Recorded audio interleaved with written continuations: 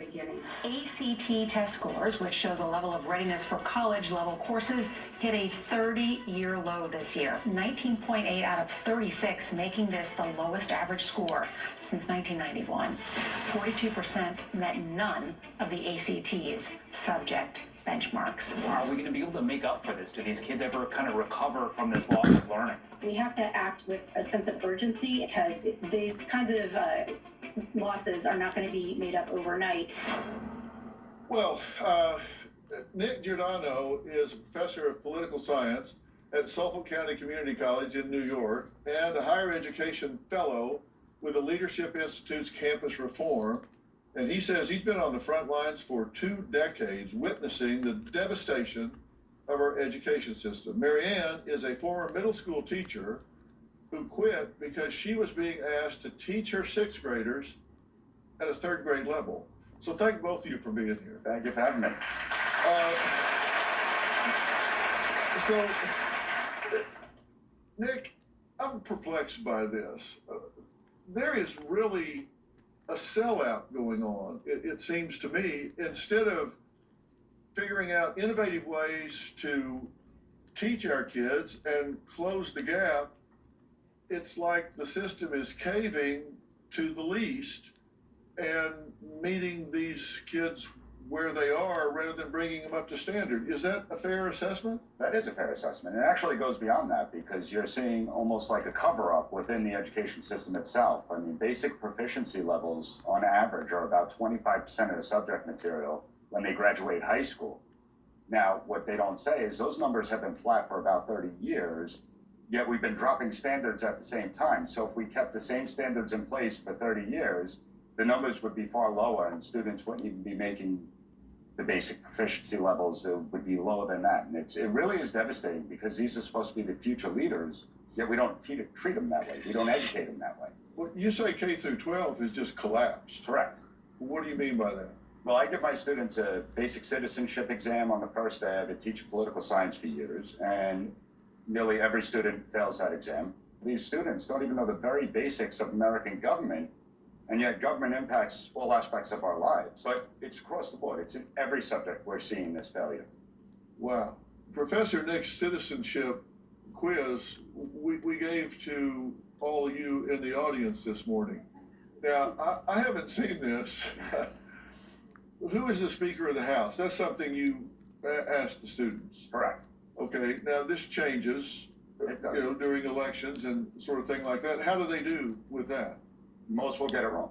Really? If you put a picture of Nancy Pelosi up, they probably wouldn't be able to identify that that's Nancy Pelosi. Really? That's how bad it is. How did you guys do on that? It's not Nancy Pelosi anymore. How do you think you guys did? How many of you think you passed the test completely? Got it all right? Okay, you're scared now. Well, 11.86% of the audience passed the test. 7 people, who I'm not going to call by name, no, I'm just kidding, got 0 correct answers, and not one person got 6 correct answers. All right. So, Marion, what did the administration tell you about how to treat your students? You could probably count all the 6th grade levels on one hand, and everybody else was below grade level.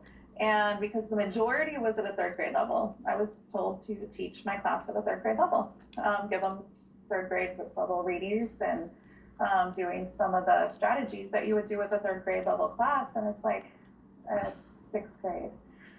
We should be teaching 6th grade at a 6th grade level. It's actually My Amish friends, they homeschool, and those children are smart. 6th grade level, whether they're below or not, there's something. They are very smart. Spelling, reading, writing. You're not going to bring They have a computer room. Pulling them by their bootstraps and bringing them up, giving those strategies. How many hours do you think you worked a week? Over 100. Over 100. I actually calculated to where I was working between 105 and 108 hours from August through February. I couldn't do it. Do you think that some of the teachers, this summer break, and they have a lot of days off? Which is What happened to the summer schools? Because we had schools in California that were different. Yeah. That's what we're paying teachers, and the budgets are low. into their own Because, like, pockets when to I bring first came here to materials Utah, school, and it that's was something way that different. The is schools were dedicated way, bunch of way people I've ever seen in different. my life. Gosh, I'm looking at my gray hair. My goodness. 502 grand on my Um, classroom every year. the schools Depending on in the needs of the California students were and way what we were different. doing. We had coaches Coming up, Mary after said school students every put day, their hands and up not there, only did we have put their oil on the floor not only so did she we could have walk. coaches They every tore day, posters off we the just wall. were. They're It was taking different in California. pictures Okay, off her desk and smash the frames. let me tell you what was Also, different if you about get kicked out, you don't California. have to learn. California Plus, was just where does the U.S. rank? just a beautiful, different experience than when I brought my children here. Like, I wonder why the children weren't bringing home their hands pressed in clay. Like, I gave Jamie already hers. They take a piece of clay, and not only do they put it on the bottom, but they also put it on top of the child's hand. So you know which child is yours, laying all out on the table. You know, they'll take a piece of material that's lace and go around it, and then a blue or a pink bow. Excuse me. That was back in the day. If you do blue or pink now, you're ridiculed for that's a sign of a boy or a girl. Which I can say if I want. Okay? Because if you want to start changing colors and everything, then that's okay for you. But for me, I like the pink and the blue still. I like in the hospital when you go see your baby. They have the little blue names, how much your child weighed. The little pink ones, how much they weighed. I can name all my children's weight. My daughter Jamie was my littlest baby. She was 6'8", 18 and a half inches long. My son Christopher, he was the biggest baby, and he weighed 8 pounds and 6 ounces, and he was 21 and a half inches long. And in those little beds, there's a blue little thing and a pink little thing that says their name, what they weigh, and just beautiful. And yeah, if you're fortunate enough to give your baby a name, some babies' little things aren't filled out yet because the parents just want to kind of embrace the child first while they're in there and look at them before they actually put that name on. But anyway, back to what I was saying about just life in general and schools and children and the differences now. In California, like I said, they put the clay on the bottom and the top of the child's hand. You'd go to the school and, for different things, and you knew which baby's hand it was. I knew my daughter's right off the bat. It's gold clay, and I have it wrapped up, but she has it now. In fact, it was like a couple months ago. I'm like, Jamie, you still got your little hand, right? And she's like, yeah, Mom. So, these things are precious in schools. I first came to Utah. Now, I'm not saying that Utah is bad, but I've got to pick out the negative because it was noticeable. Okay? When I first came to Utah, my children came home from school with some art and different things on the back of old phone bill paper. I found that extremely odd. I was like, what is that? California is completely different in the fact that out there in California, the children will, for me and my sister, we used to get out of school and they would take garbage cans and cut them in half and lay them on their sides and stuff. And then they'd put hot coals in there, and we'd get hangers. Get a hanger, they'd say. The coaches from the college were like maybe learning to be social workers with children or just a coach. Our school wasn't really, really poor in the neighborhood I lived in California, but it was rather just like, I guess, just it was there, and some of the community colleges send in young, college students to help with children now that I'm looking back and know. Because I remember we'd run around and they'd have big whistles on their necks and blowing them. I liked it. We played foursquare, dodgeball. We had tetherball. I'm naming these things because in Utah they don't. In Utah, it just has like a grass field. You're lucky if you see a tetherball that's got cement and a tire so the kids can hit them and go around and around. You're really, I shouldn't say lucky, blessed. You're really blessed if you get some really good teachers. I'm not saying that all the teachers here I didn't like, but it's just different. It's different in California. Being that outside after school, you didn't have if you didn't have anybody at home, now they call them lock chain or whatever, children or whatever. But in California, if you didn't have any parents, these college kids that were in their 20s would be there, and they'd set up all these games, and we would just wait there because I didn't go home right away. And they had like a big like outdoor like little storage. So we waited there. When they unlocked that, woohoo! They brought all these games and out that were wooden, and they would set them up on little pieces of like gosh, how do I describe it? Like a stand, a metal stand, you know, that you would put. I know the word. I just want to go fast with this. But they'd set those up, and you could take a stick, and you'd go around these mazes with these little wooden little things. A lot of people may have done it, and I don't want to really knock Utah, but it is different than California. I gotta tell you. In California, it was really cool probably because I grew up there, and probably because when I came to Utah, when my children were, let's see, my oldest son, Christopher, he was like still in an elementary, so he was like a fifth grader. And I love Mrs. Franklin. I love a lot of things in Utah. And I want to say all the good things. But first, I want to just remember the difference, okay? In California, the difference is like many, many, many things. Just a lot of different things. You can drive by the schools and see for yourself. They don't have any, we had those big rings with the round circle metal and holding them, and we'd turn, and these were big swings, okay? And you could go around with your hands, not these little ones that they have in these little parks these days. These were some big ones on chains. Big chains hanging on a big like canopy round thing that go around. We had like trampolines. We had barbecues after school. We had butterscotch ice cream in little cups. We had a lot of love. A lot of love. They made sure on that blacktop, all the four square, all the dodgeball circles were painted fresh. We had places to sit outside. Just that constant necklaces on the teachers and whistleblowing. It's very important. Lots of jump rope. Something that you don't see is like maybe 8 to 9 girls standing in a big circle, clapping their hands and singing songs. That was really fun. I remember that. Or 2 each, or we could get 3 to 4 and all do these clapping and go, a sailor went to sea to see what he could see, and all that he could see was the middle of the dark blue sea. Oh, so then we thought we were really cool. So after we'd sing that, you know, we'd go to the second verse and we'd use our waist. A sailor went to sea, you know, and all the way down. And then the third one was your ankle. Then the fourth verse was a sailor went to sea, like your head, waist, and foot. So if you see about 8 to 9 girls doing that in a circle, singing loud, it's beautiful. I don't see that here. I don't see girls standing in circles. I don't see double dutch, 2 ropes. You know, black girls are really good at it. White girls can play too, but the black girls really can throw down some double dutch. You know, teddy bear, turn around, teddy bear, touch the ground. Now, those ones were a little bit right before Jamie, and there was a little bit of it going on. But of course, you know, we have grown to do other things. Some people don't really want to talk about how the children are in the houses on computers.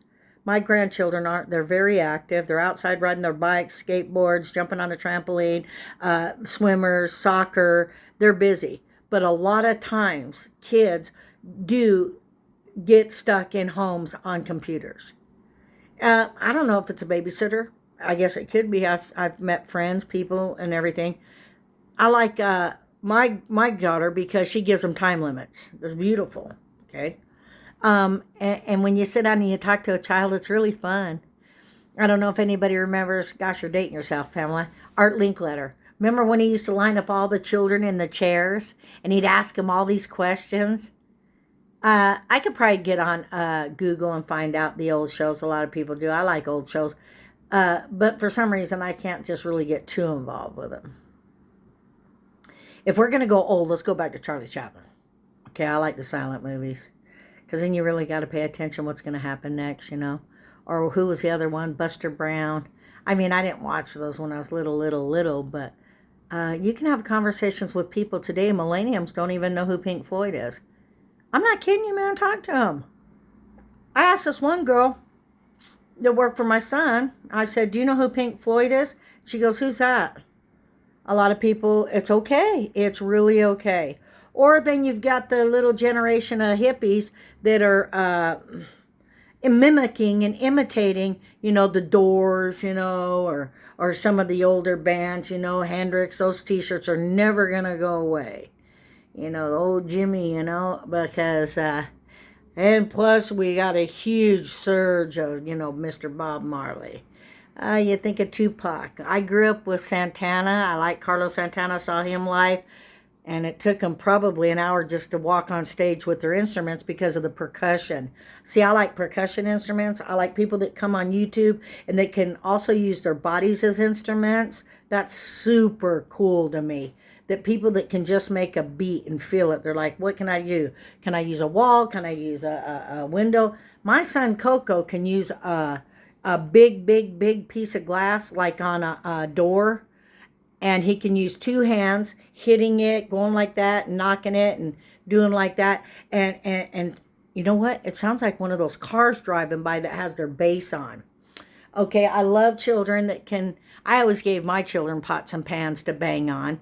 If you don't have any toys out there and you're a young mother, or they got plenty of toys and they're bored and tired of them, all you have to do is go in your kitchen.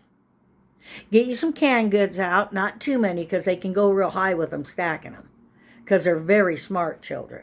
You can give them some of those. You can give them some spoons and different things like that, and they'll have a lot of fun with them. We've made plenty of things out of homemade things instead of buying expensive toys. And, lots of people do get mad when, like, you have bought a gift in the past. They're like, golly, she likes the box more than the toy. Well, because she got in it. You cut some windows, you made a little dollhouse. You can do a lot of things. We used to dress our kids up for Halloween, and they were the best costumes. Now people pay a lot of money for costumes, okay? And it's good for them. And my daughter, she likes to buy the children costumes.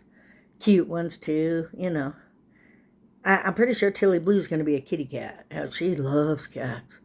But, is she going to get one? Well, they haven't decided yet. So, but they've got a wonderful dog named Cloudy. That doggone dog sits up at the table, and she's not rude. She sits there and she looks at you with these big eyes. And she's very mannerly. She likes to try to bite flies. And when if I make these sounds, but I'm going to do it higher. I'll show you about how loud I do it. Okay, I don't know if it hurts her ear or I can get her going. And she gets her mouth in this big circle, and you'll hear it just like an old hound dog. It's so fun when you can connect with an animal, connect with a child, connect with yourself. What's important to you? Are children important to you? Loved ones? A plant? Just that connection besides yourself. Nature, getting outside. I've got to get my bike out and take a ride. I've been a little bit tired, but you know what? Sometimes it's okay to be tired. I had a boyfriend I dated once, and I called him and I says, what are you doing? And he goes, nothing. And I go, nothing. He goes, yeah, that's a good thing. Sometimes it's okay to do nothing. Sometimes it's okay to just kind of chill out. What is your chill out? Chill outs for everyone is quite different. So, I don't know, we really are having a wonderful life. It's a good life. Enjoy life. People are so happy. It's if you always want people to see you're happy and not have the downs, to know that there's ups. So watch your peaks, watch your lows. I once had a therapist that said, Pamela, watch your lows and highs, And I said, is this for people that have a chemical imbalance? Everybody. So what he did was he took a pin and he drew way high a mountain and then way low. And so just kind of find that balance and take the tips off of them. Watch your triggers, because it could kind of, make you a little bit on a manic. Manics can be good, though. You can get a lot done. but you have to know what's going on with you. A lot of people don't want to admit they have a chemical imbalance because of the stigma that comes with it. And to be honest with you, I can't blame them because my dad picked at me. People get picked on for having a chemical imbalance instead of actually talking about the people and the superstars and the heroes and the presidents and movie stars and just people in life that invented things that have a chemical imbalance. But do it lightly, because they have a stigma. And it's okay if people have stigmas. It's okay if you're homophobic. Okay? I find transgenders very, very sweet. I met some mean ones too, though. But I try to accept people, love them. But it just goes to show us, if we're in a little circle, it is a good idea to be around people that are like you, because then they say you have things in common. So I have never understood that opposites attract. So if you want to be around things that people have in common with you, why would they say opposites attract? They do. Why? Because you want to be a little bit like them and they want to be a little bit like you. Just like children when they're born.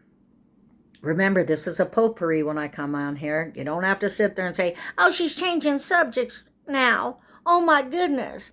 Or maybe throwing a little bit of pepper on me and insult me and say things like my father used to say to me.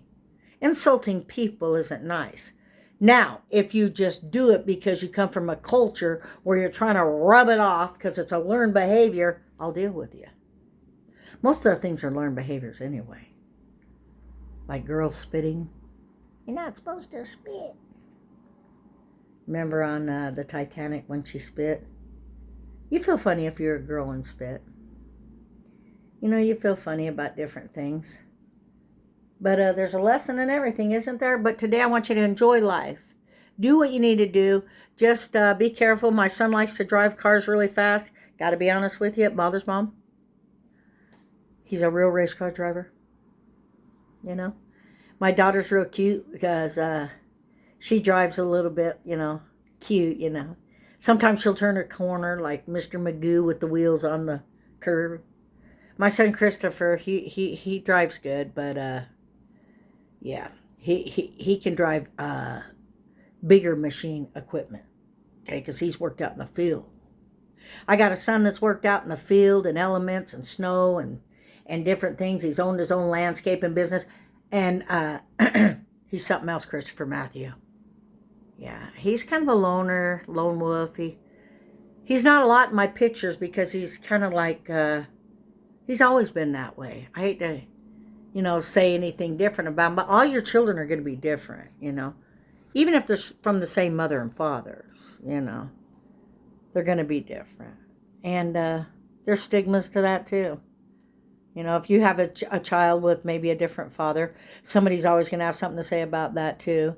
Well, now if you had children with all the same mom and dad, like me and my family, we had the same mom and dad for all of us. 5 children, one that passed away. My brother had a twins running families. My sister's son had twin girls and named them after the stars. We have names, we have families, we have learned behaviors, we have things that we pass on.